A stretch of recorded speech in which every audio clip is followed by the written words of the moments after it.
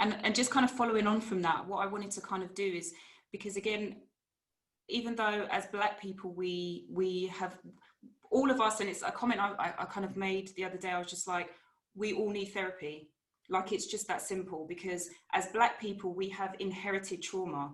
So for us to sit here and think that, oh, because we've come into this new age world, we have access to this and that, and none of that's irrelevant. And, you know, the easiest way for you to tell that you have trauma is to look at your parent and think about your childhood and think, there are so many things that I don't understand why you did.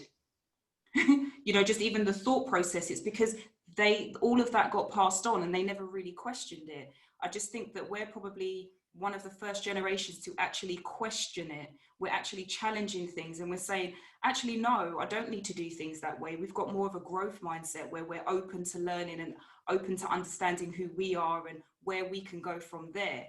And so what I was kind of what I wanted to get, Eve, mainly from your perspective, you know, we talk about that, and we talk about mental health, and we talk about the Black community, but as a Black man, you know, how do you navigate through life and, you know, try to, you know, what does life look like from a Black man's perspective in trying to protect your mental health? Like, we know that the struggles are different, but, you know, can you kind of talk us through some of your experiences or what you can share with the audience in terms of, you know, how to, you know, what's normal or what's not normal? Interesting question. Interesting question. Before I answer that, I think the point that you made about kind of generational trauma, that's definitely a thing. And research has shown that to be very impacting and impactful of our current generation as well. Not just the Black people, but also perhaps thinking back of Jewish who have experienced the Holocaust. So their children showed similar symptoms of depression and anxiety and so forth. And also, again, if I can just go back to the point that Remy made in relation to us, maybe Black men or Black women being dismissed professionally as well and undermined, that's actually true as well, because within psychological kind of fields, Black people are more likely to be offered medication by their GP rather than psychological therapy. And this is a true thing. So as a Black man, the experience, I can't really advocate for women, but I think it's possibly will be quite similar, because I think at times we're made very conscious of the fact that we're quite different, isn't it? And I think that's the case perhaps the higher up you go in relation to your socioeconomic factor and status, the more you tend to find that to be the case as well. Perhaps a more recent experience is a training that I started recently on Monday. I was speaking to my wife about it. I think there's about 27 people within the training, and we all come from a different kind of services and different regional areas. And I was talking to my wife, and I said, yeah, I'm the only Black person in here, which is quite interesting. Which is quite very, very interesting. And I remember when I was relatively quite young, I remember for me particularly, there was a lack of role models, not just within the psychological field, but within academia as well. Within undergrads, I didn't see any Black lecturer. I wasn't told by a Black lecturer. The first time that was the case was when I was doing my master's. And what I found very interesting for myself and within myself is straight away I was attracted, to the Black lecturer to say, gosh, and for me that was a very kind of uplifting moment for me internally, although I didn't necessarily realize that at all. So I think as a people we are definitely in need of role models, and that definitely is lacking. And to that aspect, that impacts us in relation to how we see ourselves and how we see ourselves in the future. And I also remember earlier on, after I completed my master's and I was starting my training to kind of work with people with mild symptoms of depression and anxiety. And even then, I didn't see any kind of Black therapist. And I remember myself starting to grow my hair. My hair was super short back then. Okay, it was short. And I remember my family members saying, "You can't grow your hair that long. You can't have dreads. It's gonna look unprofessional." And I think the way I took it is almost like a personal challenge. I said, "Well, first of all, I haven't seen any Black therapists myself at all," and I made it really kind of my own mission to become a CBT therapist, the first CBT therapist that I know, a male therapist with dreadlocks, and I'm nearly there, y'all. So I think it's quite similar. I think we face similar challenges in relation to we are made very self-aware, self-conscious, and I think our internal struggles really impact us in relation to our own perceived abilities on how and where we see ourselves in 10 or in the future. But also as a man, it's the misconception that you have to be strong.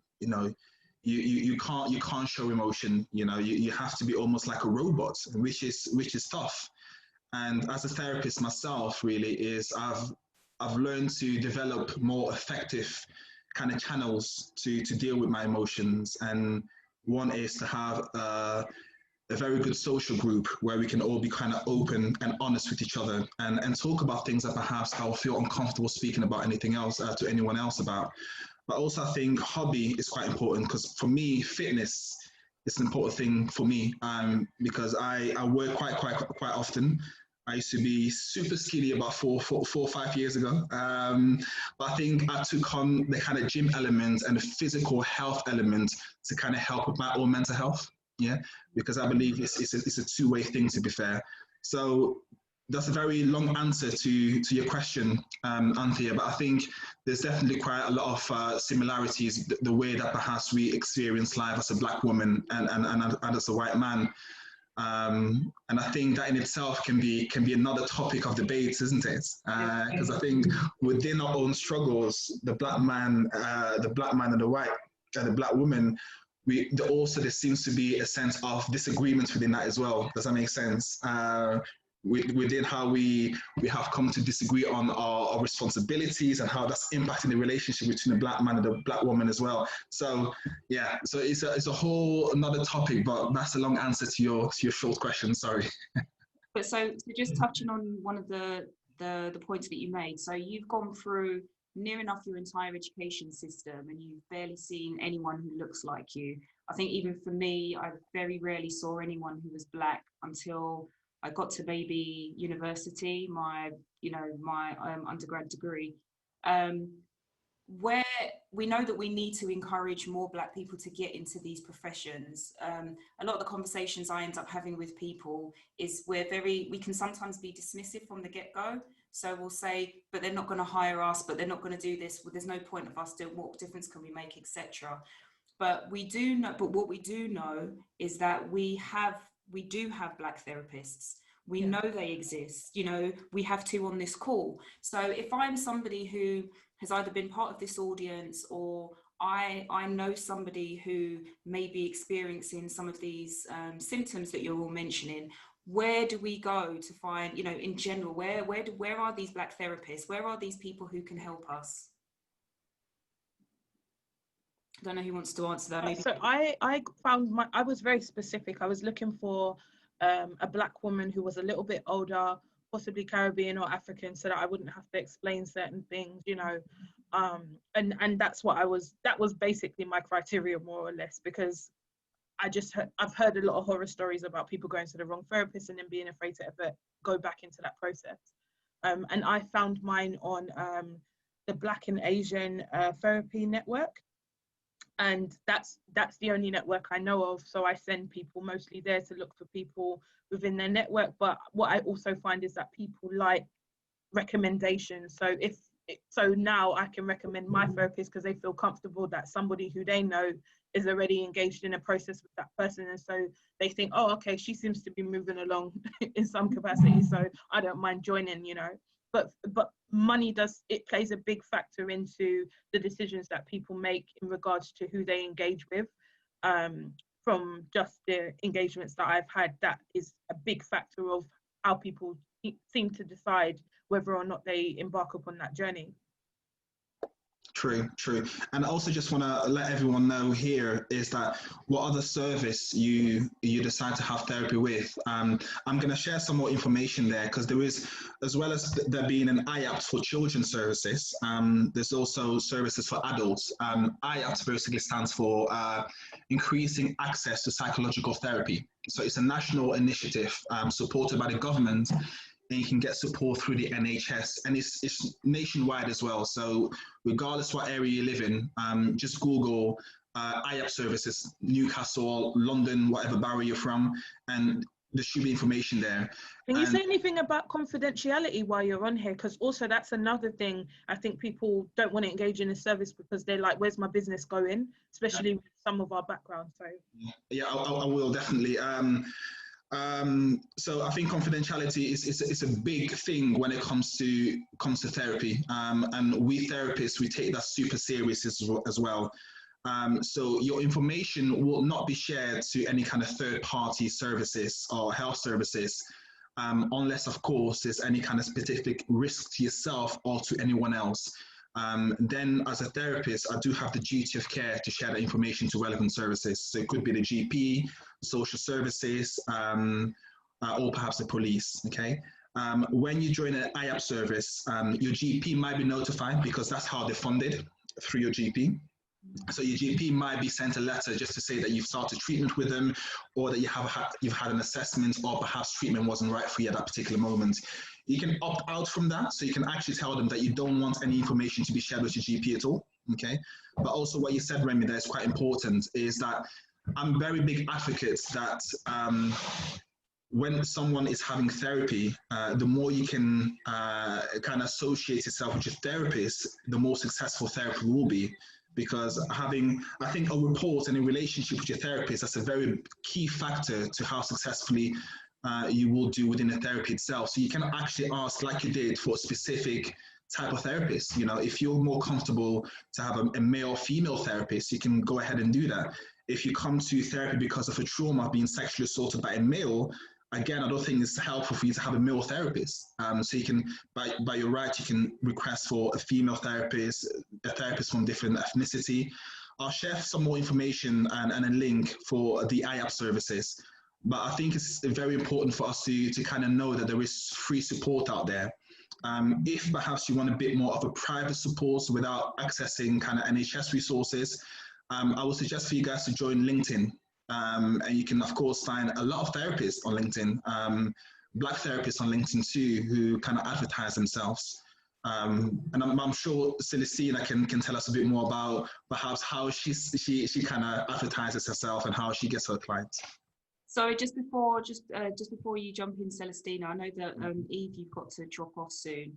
Yes. So just to kind of so for anyone who's got any questions, please pop them in the chat before Eve drops off. But for somebody who is, you know, we've thrown around the word mental health. I think we've explained what that is, what that looks like, you know, the kind of journey that someone might take from that.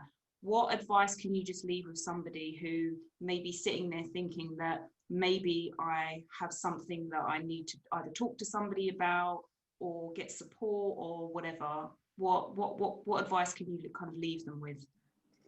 I say start a conversation with someone that you feel close to, someone that perhaps you feel there's going to be less of a sense of a judgment. But also, if you feel comfortable, approach your GP or contact one of those IAP services that's local to you, okay? Because what would usually happen is that they will have an assessment, which is very collaborative, just to assess your suitability and also to assess what form of symptoms you're showing, whether that is anxiety symptoms of depression. And the initial assessment can be very educational as well for yourself, I would say. It's very thorough. Sometimes it can be quite difficult too, but what I can say is that, you know, have a social group, support group. I can't stress that enough. Have a social support group. We know sometimes we can allow social media perhaps to feed us some information, and I do recognize that not all information within social media can be helpful. And there's this disparity between reality and kind of fantasy that we're sold within social media. So I think having that conversation with an actual person that you feel close to is important. Because 1 in 4 people experience mental health, and there's more stats to show that that's actually creeping to 1 in 3 now, purely because of the social competition and the social pressures that we're experiencing. So if one of us in this group is experiencing symptoms of depression, I can guarantee you, how many are there currently? So there's 19 of us. So I can guarantee you at least 9 or 5 people are currently experiencing symptoms of anxiety and depression. And if not, more than half have experienced it so far within a lifetime. So it's very common, and it can be quite empowering as well, because you'll be very surprised when you start a conversation with someone and how relatable your struggle will be to perhaps to them, and give yourself the opportunity to prove yourself, to kind of allow yourself to normalize your own symptoms. So yeah, definitely start a conversation and have a good support network, and don't be afraid to access those services. If a GP is offering you medication and that's not what you want, have a conversation. Tell them that at the moment, actually, I don't feel like putting chemicals within myself is going to help me. I want to talk about this. So, request talking therapy, and you are within your right to do that. Brilliant. So just Eve, there's just a question that's just come in. Somebody's saying, thank you so much. They're asking you where you're doing your CBT course. And just because I meant to mention at the beginning, CBT stands for Cognitive Behavioral Therapy. We've mentioned CBT, but I don't think we said what that was. And it's funny because someone was talking about, we keep throwing all of this terminology around, don't explain what it is. But yeah, that's what it stands for. So someone's asking you where you're doing your course. At the moment, I'm doing it at University of Nottingham. Nottingham University. So yeah, CBT stands for Cognitive Behavioral Therapy. So it's slightly different to the kind of therapy that Celestina does. I believe she does counseling, a modality. So CBT focuses a bit more on the present moment. So it's a very practical approach that helps you break down your current difficulty into smaller and more manageable pieces. So it focuses perhaps how we respond to environmental stresses, by recognizing that we can't always change what's going on with us or what's happening to us, but what we can change is how we respond to stresses or trauma. So it looks at looking at our cognitions, our thinking, our behavior, emotions, and physical symptoms, because we believe that all 4 of them are very much interconnected. So for example, someone with social anxiety, for example, before going to a house party or party overall, they may have negative thoughts of, oh gosh, people think I'm stupid. If someone starts a conversation, what am I going to say? I'm so boring. And that can lead to negative emotions such as feeling comprehensive, anxious. And when our anxiety is particularly quite high, it can also lead to physical symptoms such as feeling perhaps your chest is getting a bit tight, difficult breathing, you may start to sweat, feeling warm, but also ultimately it can impact our behavior. So you might actually end up calling off the event at all, calling in sick, not going, or maybe just going for the first half an hour and then going back home. So it's all looking at those 4 elements and how they interacted, and trying to teach you how you can perhaps learn coping skills to try to reverse the vicious cycle. Brilliant. Yeah, I completely agree. And I am integrative psychotherapist, and my final part of my training, because then I retrained, because I felt like, like you said, there's a lot of things that, as psychotherapists, we tend to dig into the past and kind of bring up all the traumas and all the issues from your past. And when I started, just before I started my own private practice, I felt like that wasn't necessarily always helpful. Like, it's great to kind of bring it up. They call it opening the can of worms. But how do you then manage the worms once the can of worms is kind of spilling everywhere? So I then would train as a cognitive behavior therapist, so I could help manage my clients' worm as it spills all over their lives, so they can manage it themselves, and kind of give them that tools and teach them how to manage it themselves as well. So I'm actually both.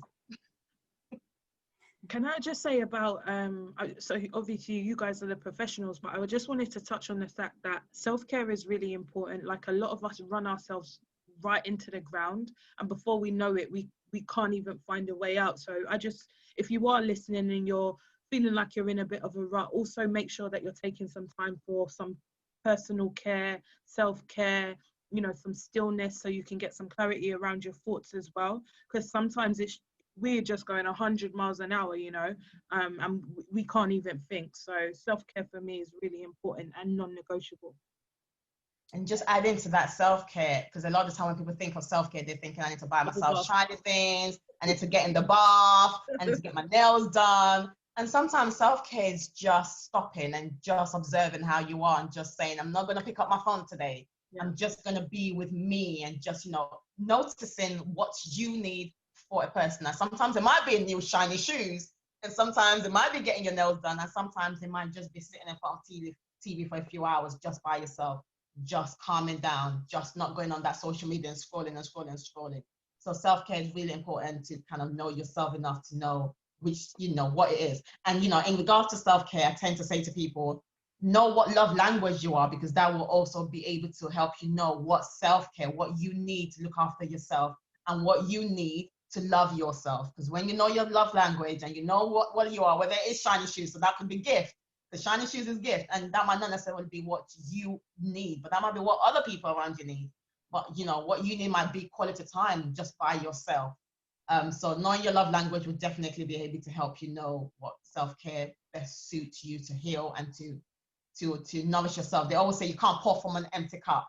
Right. So you just always need to stop and fill your cup. Definitely. So just to pause there, we just want to give a big thank you for Eve. I know you're going to be dropping off soon, so just drop off when you can, when you need to, sorry. And we'll also be sharing again, so on the event page for Eventbrite, we've got details to all of our guests' socials, so you can also get in touch or find out more about them from there. But thank you so much for your contribution today. We also have a Q&A post that we put out on a Friday on our Instagram page called The Up Move. So it'll be useful if you've got any further questions around mental health, or for Eve specifically, or for any of our guests really, just feel free to pop them on the relevant post tomorrow, and we'll get somebody to answer them for you. So thank you again, Eve. And bye. Yeah. Oh, see you later, everyone. And again, it's been a pleasure to take part in this debate, actually. And I keep doing the work that you're doing, the Move Up, yourself, Anthea, and the rest. Again, fantastic. But all the best, and I hope 2020 gets easy for everyone. Thanks, Eve.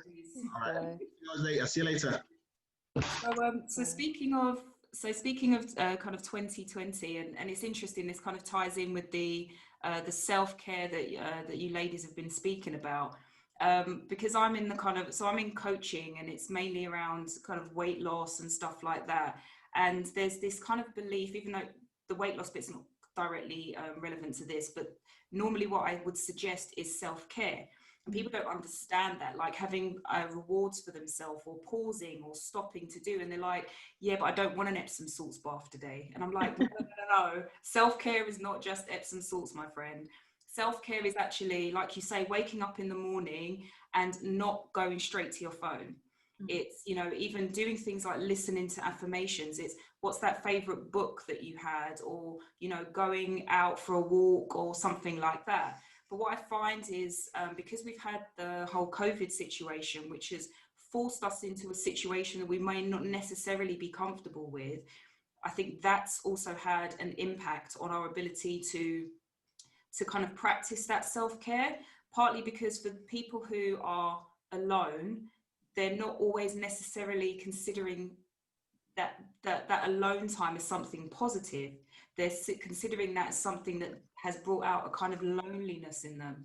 And I feel like during the kind of pandemic, I know we're still in the midst of it, but when the worst part of it, you've got a lot of people who have kind of, I don't know, you know, maybe experiencing a lot more low mood and things like that. So the last thing that they have on their mind is to think about doing something nice for themselves. So, you know, it would be interesting to kind of hear your perspective on, you know, COVID and mental health, and, you know, having alone time and the need to actually build a relationship with yourself. Yep. So Celestine, if I start with you. I didn't want to, yeah, I think for me, like you said, self-care is definitely just you doing what you need to do to refill your own cup, really. And for me, COVID has been like a double-sided coin, I guess. It's definitely helped the world stop and kind of, you know, recharge. But then again, it has definitely made a lot of people anxious. A lot of people have lost loved ones. So, you know, that's, you know, grieving, and, you know, depression kind of comes with, you know, the stages of the five stages of grieving. So there's a lot that has happened. And of course, fear of death is definitely out there with COVID. So that is a real fear, and that has definitely caused a lot of people to be anxious, and to if you already had anxiety or social anxiety, going out was already an issue. This is definitely heightened there because mask, no mask. So there's a lot that COVID has definitely surfaced, and of course in the Black community after Floyd's death, again re-traumatized on watching a Black man die again, and just bringing, the trauma that the ancestors, so there's a lot that COVID has brought to the surface.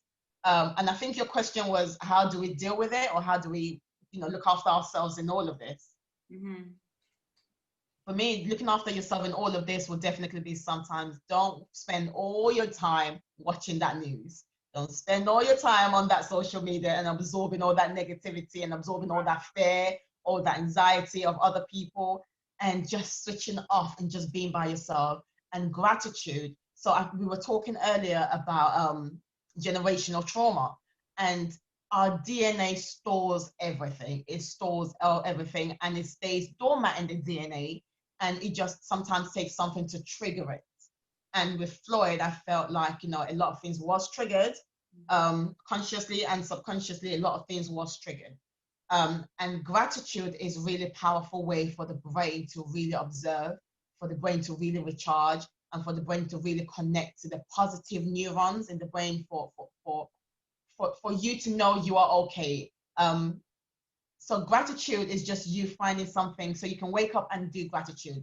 I'm grateful that I'm awake today. Some people are dead, that's a reality, that's a fact. That's not even just, in COVID situation, that was a real fact. So it can just be something that's small. It can be the fact that you have a roof over your head. It can be the fact that you've got food. Just finding things. It can be the fact that you've got your loved ones around you. Whatever it may be. So gratitude is definitely part of self-care. Recharging, knowing and being able to pinpoint the things that have gone well in your life. And whether you've lost your job, because again, that's another thing COVID has surfaced of, redundancy, furlough, and all of that is happening, needing food, not having food, health, a lot of things has happened. So, to be consciously pinpointing what you're grateful for in life before you go to bed, when you wake up throughout the day, it's really powerful. And another technique that I tend to teach, my clients, is mirror work. So mirror work is really close to affirmation, but it's also a lot deeper to affirmation. Because affirmations, you can hear yourself say it, or you can read it, but mirror work will really connect with different parts of your brain to really connect, to really charge it in a deeper sense. So, I'm sure you guys have heard the saying, the eyes is window to the soul. So, a lot of the time, when we are going through what we're going through, it's subconscious. And then it kind of we consciously do certain things. Sometimes still subconscious. So what mirror work does is speaking to yourself, speaking positive affirmation to yourself in the mirror. What it does is it goes to your subconscious and it starts to rewire it. So, you really speaking to yourself with gratitude. You're speaking to yourself with affirmation that you're going to survive. And another technique that I would definitely say is, instead of you just speaking to yourself in the mirror and saying these great things that you think you would like to happen in your life, use your name. Because again, it's like when you're watching TV, when you're watching a movie and someone's about to get stabbed or someone's about to die, it's like your heart starts pounding, but it's not real. But it's the fact that your eyes is saying it and your brain doesn't know it's not real. So whatever your eyes sees, your brain thinks is real. Consciously, it's not real, but your mind and your brain actually doesn't know it's not real. And that is really what the power of mirror work, to really trigger and to really go into your soul, to really go into your subconscious and start rewiring it into positivity. It's self-care. To me, self-care. I even have my little children doing it, my 2-year-old and my 5-year-old. They're like, Mom, we haven't done mirror work today. I'm like, let's do this. So, they're speaking into themselves really early. So I believe start as early as possible. Start them, thinking they're kings as early as possible. So, that is definitely one of the techniques that I would, some of the techniques that I would definitely give to you. Just look after yourself. I agree with the gratitude for sure, because when I coach my clients, it's one of the main things that I try to get them to, obtain that habit of just writing out things that have happened to them or things that are good or whatever, so that they always have reference, so it doesn't feel like they're consistently starting from scratch, or they're just in a rut because they don't know where to begin or whatever it may be. So I always urge people to start a gratitude list, whether it's small or large. List it down, use your pen, that's connected to your brain. It will penetrate. So writing a gratitude list for me is a no-brainer, and I've been doing it for the last 3 years or so. And also just taking the time to think about the things that trouble you, right? So negative or positive, write them out, put a little N beside them or a P beside them. If you've got more negatives on some of the things that you're thinking, then maybe you need to change your mindset around those things, and you can slowly tackle them. So those are some of the tools that I use with my clients too. So I'm just going to do a bit of a time check. So we've got about 7 minutes left. So what I was thinking to do to wrap up the session is to, if you guys could spend a couple of minutes each, just kind of talking about how do people find you, what you're into.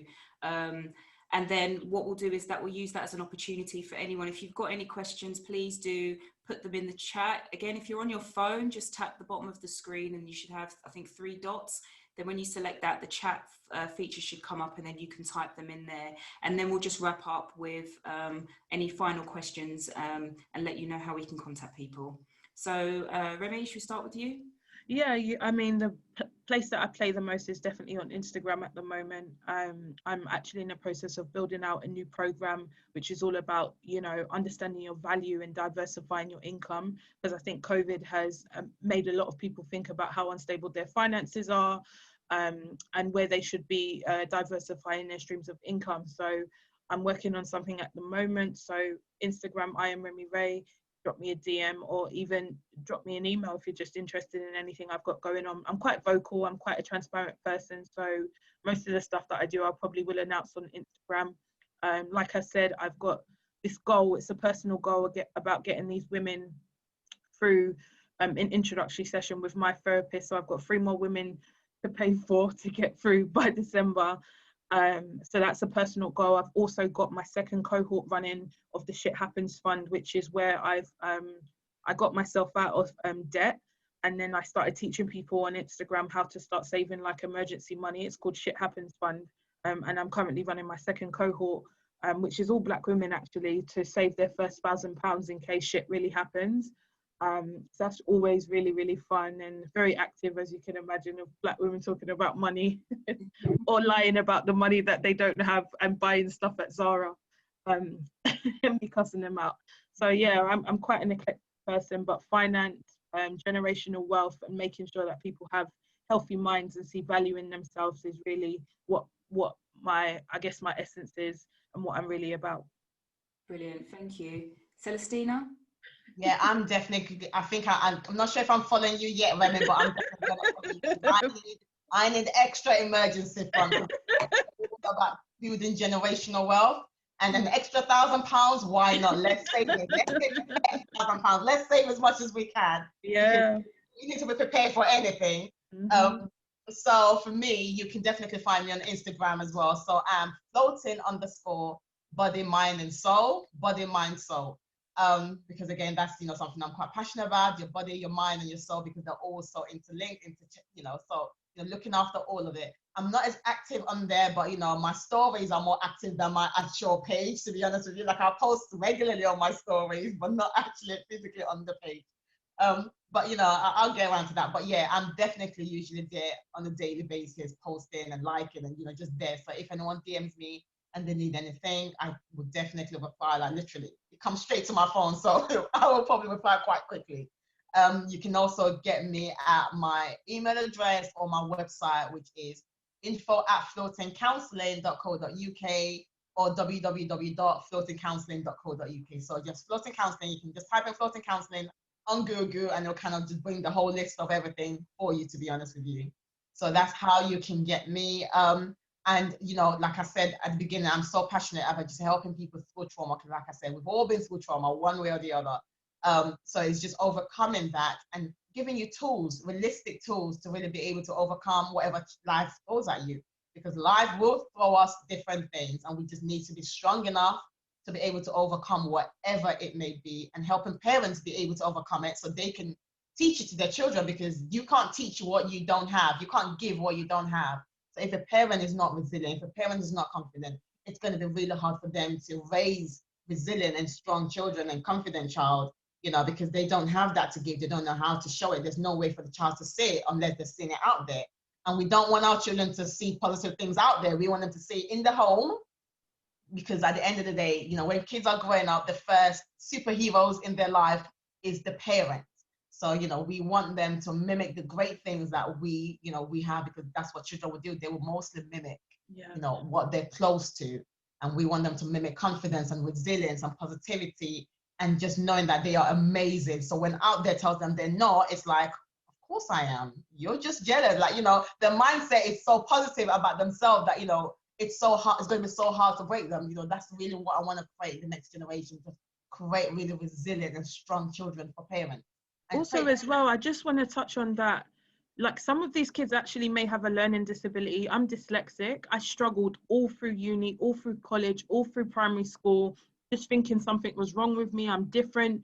My Caribbean background, they didn't really pick up on the fact that I had a dyslexia or whatever. So your child also may have something else wrong with them. So don't just assume it's because they need this or need that. Like, it's loads of different things, and make sure that you figure out what actually, like, get to the root of the problem, because they may really be suffering in silence and just don't know how to articulate it. Definitely. Absolutely. And just kind of going off that as well, because I'm Nigerian, I'm African, and you're not supposed to write with your left hand. And a lot of the time, you know, because some children actually want to write with their left hand, and the fact is you've stopped that process. So they might be a bit slower in learning certain ways, because that's not the natural instinct. So just being aware that you haven't tried to change your child's natural instinct to certain situations to fit you, because a lot of the time parents think children are mini me, whereas, you know, they're their own unique self. They've just kind of come through you. They're not you, they're not mini you, they're themselves.